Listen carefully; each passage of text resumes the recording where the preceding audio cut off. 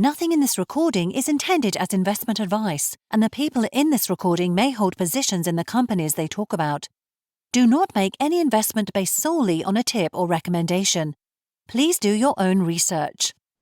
Hello and welcome to Zak's Traders Cafe. Today I'm joined by Roy Kashi, who's CEO at Falconedge. How are you today, Roy?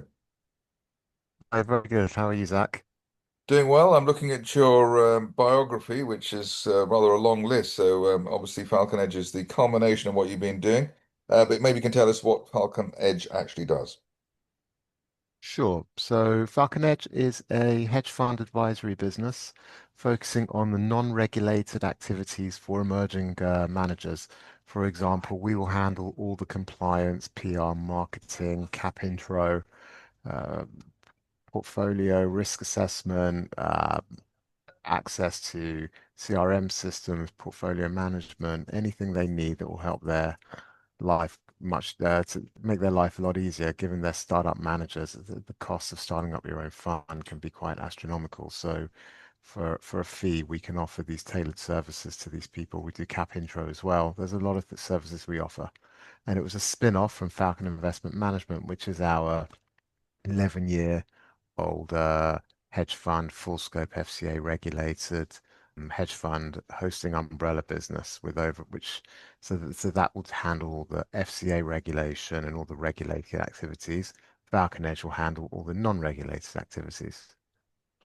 So professional services is what you're providing, really. Is that the sort of the main headline? Exactly. Yeah. We have And, 5 funds currently signed up at the moment. and so in terms of what the opportunities for investors are concerned, presumably lots of people in the financial area, the crypto area has gone mad, AI, all those companies are facing headwinds in terms of, the red tape, the paperwork, and are getting the business established without being sort of sunk by all the paperwork and the Kafkaesque activities that you have to address. Is that basically what you're doing? Exactly. I mean, the standard acceptance in the markets are if you wanted to start your own hedge fund and effectively have enough assets under management where you're not always dipping into your own pocket to cover the cost of the business, you're looking for a startup fund over $100 million dollars under management at least to be able to be self-sustaining with the management fee that would subsequently come with that.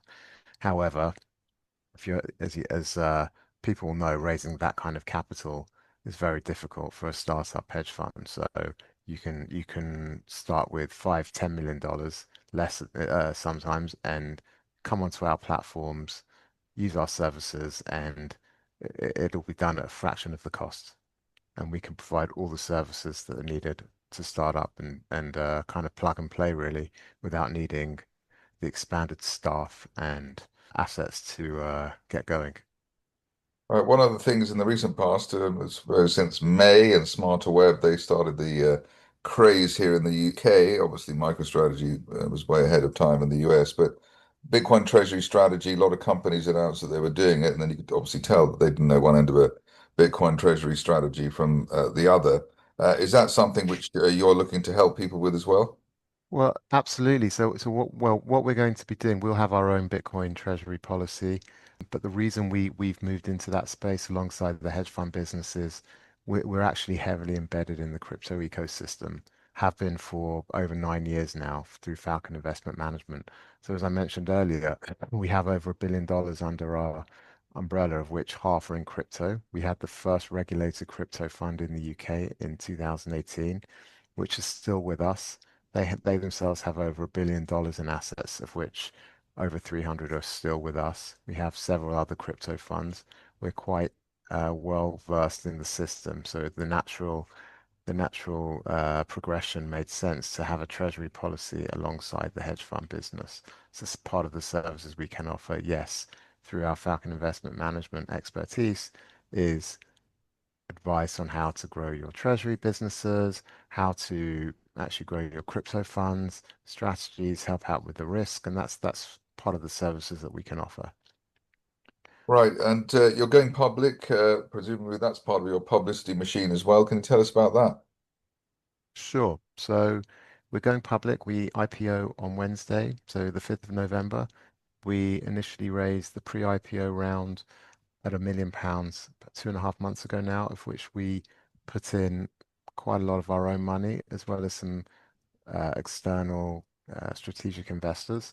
And the pre-IPO is done at a 20% discount to the IPO valuation. And then we're raising anywhere from 1 million upwards on the IPO, which it's gone quite well, especially given the markets and how they're looking at the moment. We're very happy with how that's gone. I guess that the reason that's been quite successful is we like to say a new type of treasury, well, avenue treasury kind of policy management where we'll be getting a yield on our Bitcoin balance sheet, which so far we've seen in the markets no other treasury company can do.